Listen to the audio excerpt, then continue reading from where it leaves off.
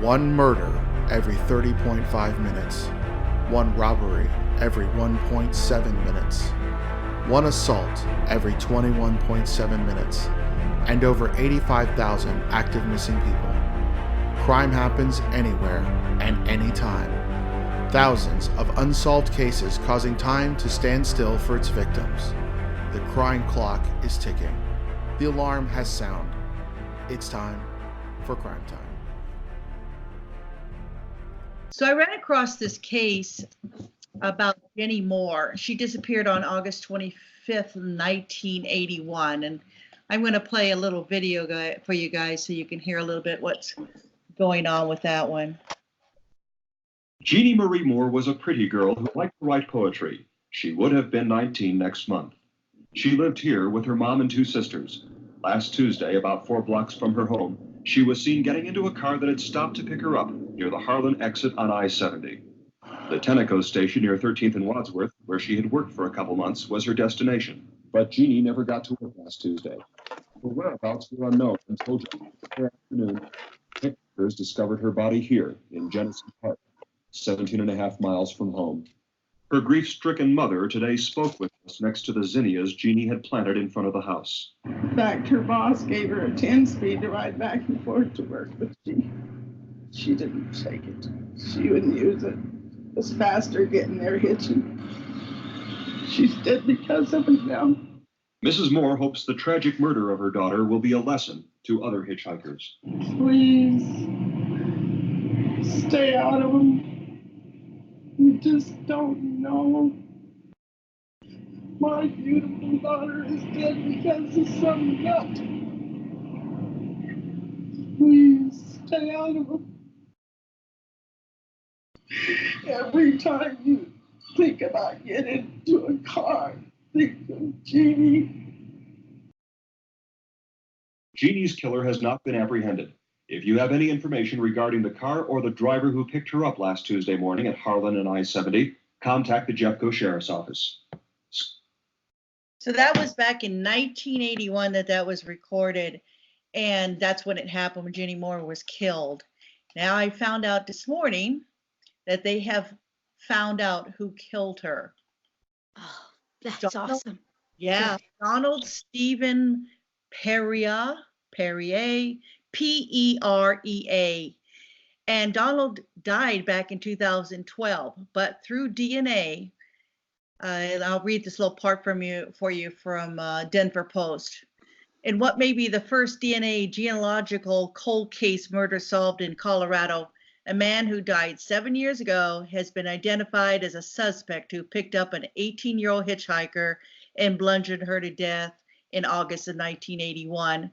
Donald Steve Perrier, who died in 2012, killed Jeannie Moore and dumped her body in 1981 in Genesee Park in Jefferson County.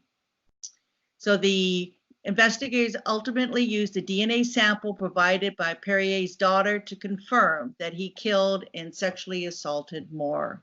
So that case is now closed. I wonder if he had any other cases.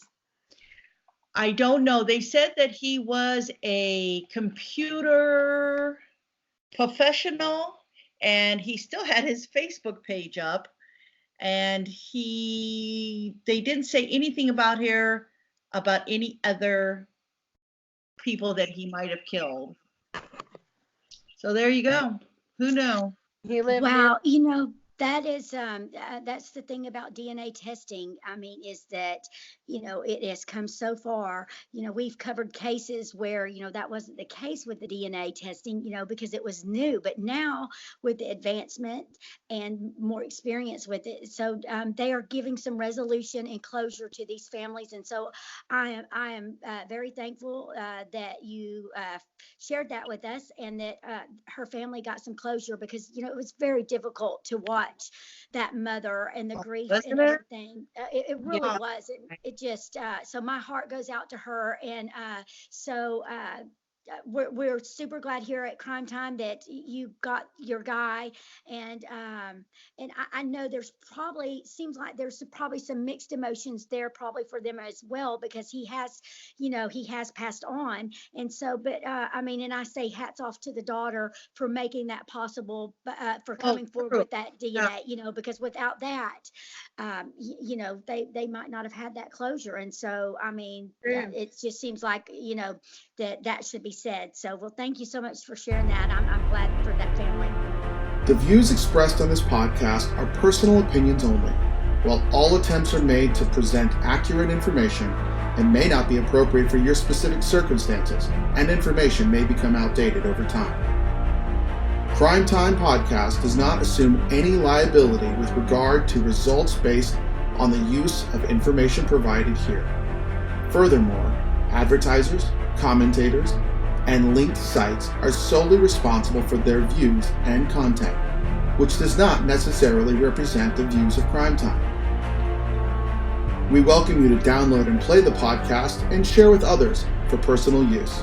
Please acknowledge the Crime Time Podcast as the source of the material. You may not, except with our express written permission, distribute or commercially exploit the content. The information is provided by Crime Time Podcast. We endeavor to keep the information up to date and correct.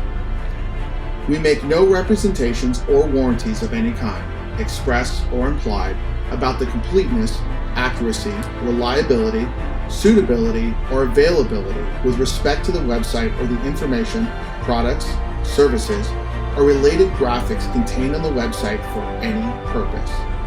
Any reliance you place on such information is therefore strictly at your own risk. Thank you.